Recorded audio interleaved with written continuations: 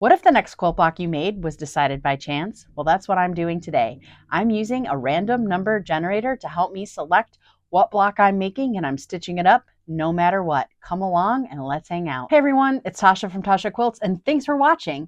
Today, I'm combining two of my favorite things, numbers and quilting. I recently purchased this book, The Encyclopedia of Pieced Quilt Patterns. That is seriously a tongue twister for me, and I love it. It is just filled with pages and pages of goodness. And I thought, oh, wouldn't it be so fun to start sewing some of these blocks up? Well, I don't know if you've ever been to a restaurant that has a huge menu and it makes it almost impossible to select what to eat. Well, that's the vibe I'm getting from this book. There is so much good stuff jam-packed in this book that I was frozen in decision paralysis. So I've decided I'm going to use a random number generator to help me decide what block I'm going to make. This idea is not new. I actually have been obsessed with watching Roll for Sandwich on TikTok, and you may have even seen Rose City Originals do a roll for a community quilt block. So this is not something new, but it is new to me, and I am so excited. I bought both this encyclopedia and they have a software companion called Block Base Plus that's compatible with EQ8, Electric Quilt 8. I purchased both, and I'll put the links to this and everything else I kind of reference in the description below, and I won't keep saying that, but I'm going to cover the screen with the random number generator and the Block Base Plus software so you can see how the random number generator landed on the block that I got. First up, I'm putting in numbers 1 through 25. This is going to give us which overall category or chapter this block is coming from.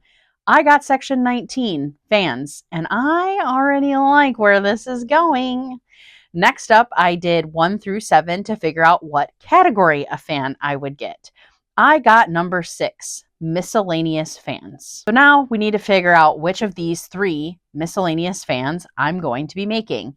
To be honest with you, not any of these are looking straightforward, although there are some that look a little easier than others. I got number 2, which is called The Bleeding Heart by Orange Judd Farmer. And it looks like this was published for the first time in 1898 in the American Agriculturalist periodical. How cool is that? I love that this software gives you that detail. This is another reason why I absolutely love this book and the software, because there are just so many quilt blocks out there, and luck of the draw, I just got this one using the random number generator. But to me, the idea that like this block was published in 1898 is just so cool. I feel like I'm traveling through time, and it is so neat to think that some most likely woman back in the day was crafting this quilt block just like I am today. So that's so cool. I decided to design this block in 12 inches. One, just 12 inches is a nice size. The second reason why I like a 12-inch block is the curved templates will still fit on a single page, so I don't have to print the templates and tape them together. And also at 12 inches, the smallest I need to cut any fabric is 1.5 inches. I really don't like cutting fabric that starts with a 1. I would really prefer not to, but you know, you got to live a little every now and again, but 1.5 inches is pretty small for me. If you're interested in making this block yourself, I have designed not what I'm considering a full pattern, but a companion to this block or a guide, and it contains the curved templates you need along with the description of the different, how I'm breaking this block into units and the different sizes those units should measure out to. You can get this for free. For this block, I only use the random number generator to create the block, but I'm thinking in the future I should use different aspects, like maybe what colors I should use. So maybe what I'll do is I'll assign different numbers to different colors, and that'll have to be the primary color. What do you think about that? Or what other attributes can I randomly select if I continue this series, which I think I'm going to. All right, let's get to sewing. Here's all the cut pieces that I needed. And again, I'll pop this on the screen, but also download the PDF because you're going to need the templates. Next up, you're going to print the templates from this guide, and you're going to make sure that you print at actual size, okay? So you're going to make sure that on your printer, you're selecting print at actual size, and once they're printed, you're going to double check the 1-inch test block to make sure it truly measures 1 inch. That way, you know that what you're sewing will end up the correct size. Next, I'm going to roughly cut these out. I'm going to cut them out like a 1/2 inch around the outside. not too much, don't have to be particular, but basically I'm not cutting on the line. And the reason for this is because I'm only making one block. I'm only going to use each one of these templates once. So I'm going to put the fabric or put the paper template on the fabric and then cut it on the line once it's on the fabric. If you want to use these templates more than once, I strongly recommend reinforcing them. There's a great product called acrylic plastic. I will throw the link down below. That's what I like to use when I'm using a template over and over again. But for my purposes, making this block one time, I'm not going to worry about it. I'm going to just use the paper. Okay, so once I have my templates rough cut out, I'm going to use blue painter's tape and tape the templates to the fabric. I am also going to use washers so that the paper is less likely to move. I'm then going to carefully use my rotary cutter and cut along the outer line.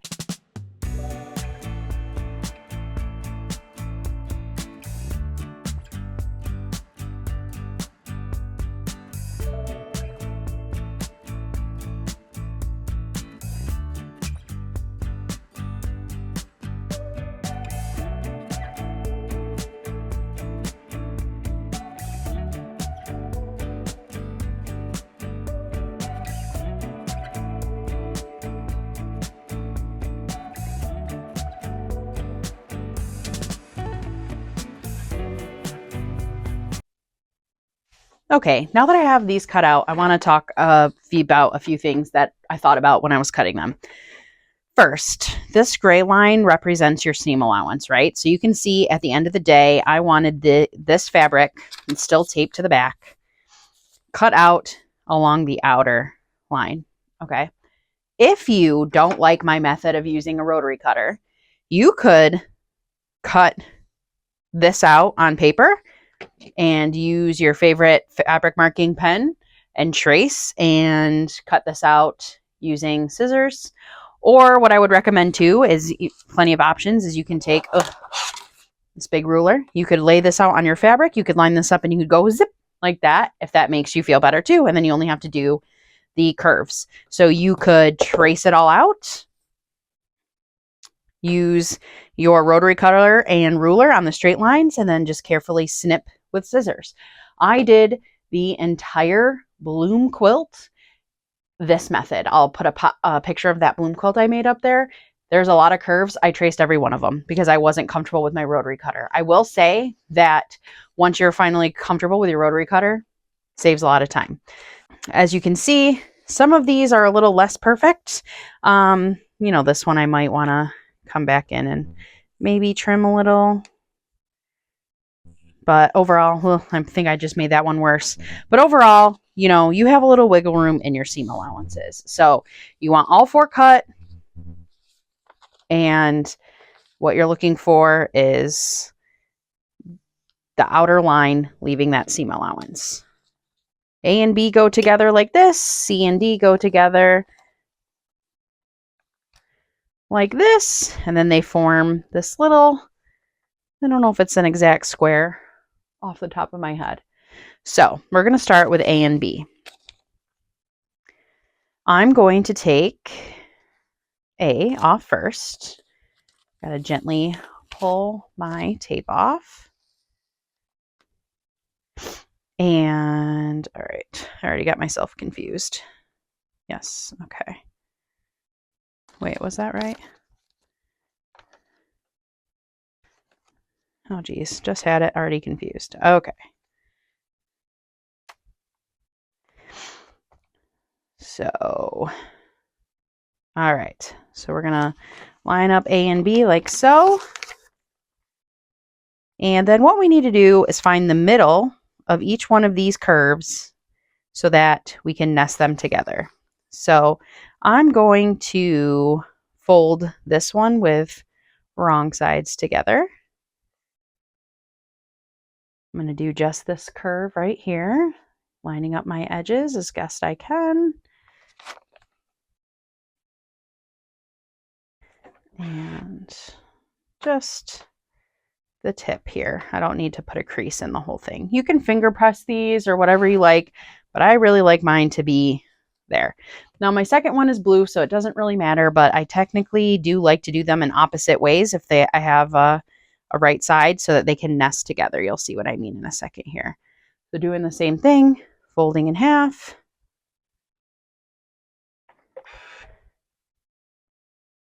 I should be pressing and not ironing.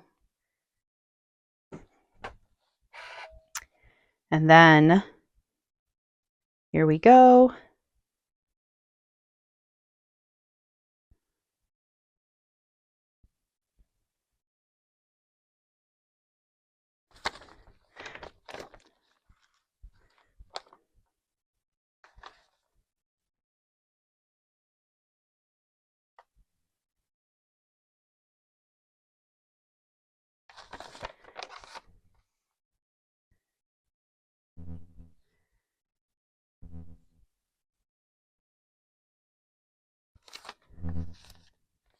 So I'm going to come over here,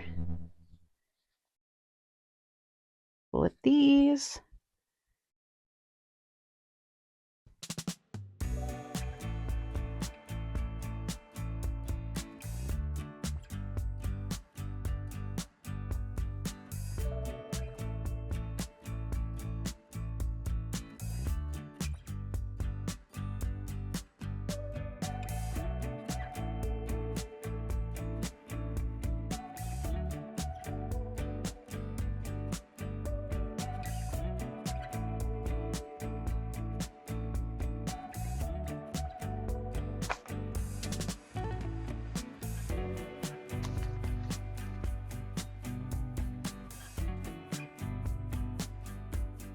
So here I am kind of just, I have it pinned, I'm flipping it out and kind of making sure it matches what the template looks like. And then just remember, you got your answer key right here with your paper templates. You can lay this down. Yep, that looks good. That once I sew it, we will have a white heart in the middle and the square. Let's take it to the machine and we are going to sew this together with 1/4 of an inch, just like we would anything else. I have tried to zoom this video in for you, so hopefully you can see. We are going to do my little leader fabric. Okay. And then I'm going to line this up. I always use a leader, especially with curves or points. I don't know if it's always necessary, but I don't like to risk it. Just helps everything get under the machine. So then you just slowly go just like you would anything else. And get to a pin, I pull it out. You're only worried about the material that's right in front of your needle.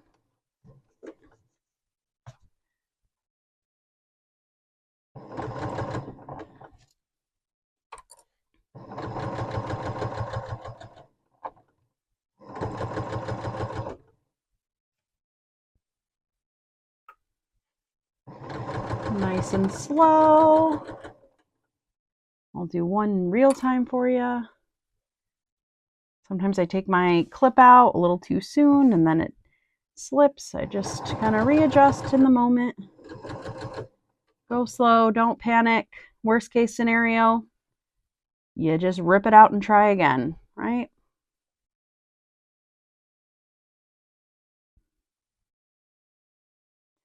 Nice and slow. Okay, we're back to the ironing board and let's see how we did. We're gonna open these up. Oh, I see a little pleat. Not gonna panic. I don't even know if that's a pleat other than just a little fold.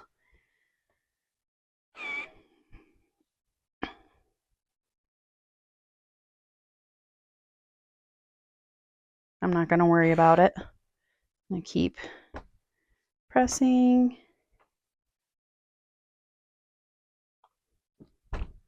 And there we go. Looks good. Oh my gosh. I'm so excited. All right, we're going to line these two up and sew them together and see what it looks like. I'm debating this pleat here. If I want to mess with it. I don't think I'm going to. I'm not a perfectionist. But you could certainly pick out a couple stitches, straighten it out, and re-sew it if that's bothering you. But if this goes into a bigger quilt, once it's quilted, washed, and crinkly, I don't think you'll even notice. All right, be right back after this is sewn together with 1/4 of an inch. All right, I'm back from the sewing machine and I'm going to unfold it. Oh, it looks cute. All right, I'm going to do this, open it. Oh, wow, that lined up really nicely. I am really pleased with how this looks. This does look a little wonky here, but I think it's okay.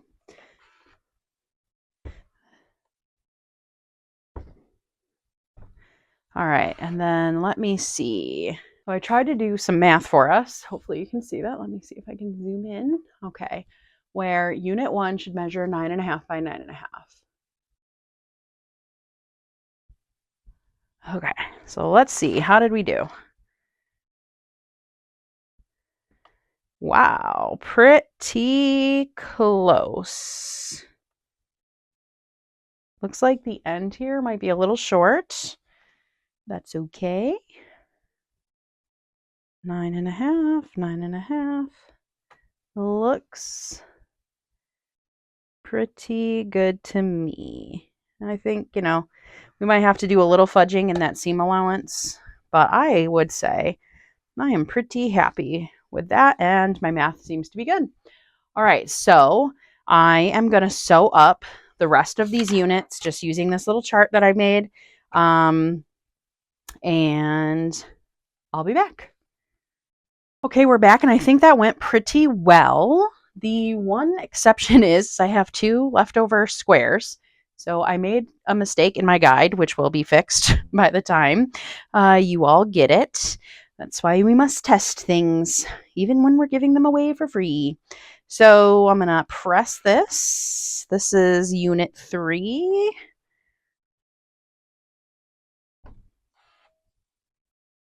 Unit 3. Here's unit 2.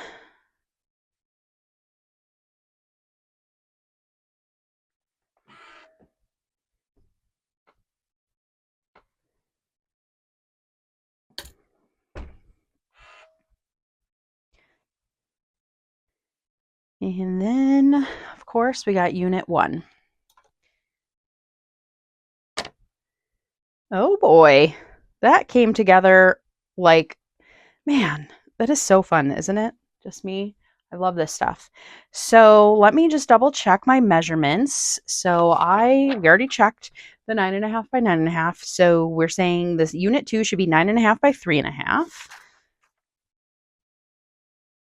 How'd I do? 1, 2, 3.5, and 9.5. Thing of beauty. And this one should be 3.5 by 12.5. This ruler is 12.5, so hopefully it goes all the way across. Sure does. Yep, might be a smidge. Nope, that looks good. And 1, 2, 3.5. Okay, very happy with that. So next up, I'm going to sew. I'm going to sew unit 1 to unit 2. Boom, boom. Then I'm gonna come in, sew this, and I will see you back at my sewing machine when this sucker is all done. So exciting. So here we go. It's the final block. Came out 12.5 by 12.5, just like we had hoped and what I had planned. 12.5 inches unfinished, 12 inches would be finished when placed inside of a larger quilt. I love this. I'm actually going to add a couple different mock-ups right here on the screen that I did using EQ8 of different types of layouts you could do with this block if you chose to do so. I think this is so much fun getting to sew a piece of history. I really wonder how, when someone received this pattern in that magazine, how it was intended to be pieced, right? Because what's noted in the software and in the encyclopedia doesn't really have half square triangles. So I wonder if they would have just used templates for the whole thing, which you could certainly do as another option, but I don't like to do too many templates. I'm very pleased with what this result is. What do you think? How did I do? Give me a grade. If you are still here, at the time of recording this, I have about 954 subscribers, but who's counting? So if you liked this video and you could hit subscribe, love ya. If you're already a subscriber, love you too. I am live every Thursday at 9 p.m. Eastern, so please come hang out. If for some reason something were to come up and I couldn't be live, I would make sure I would post about it on my community tab. I really enjoyed this. What would you change? I think maybe the random number generator for a different color palette would add an element of interest. What other ideas do you have for me? I really appreciate you for being here. I really hope that you find some time to take time for you, and I hope that I will see you soon. Okay, bye.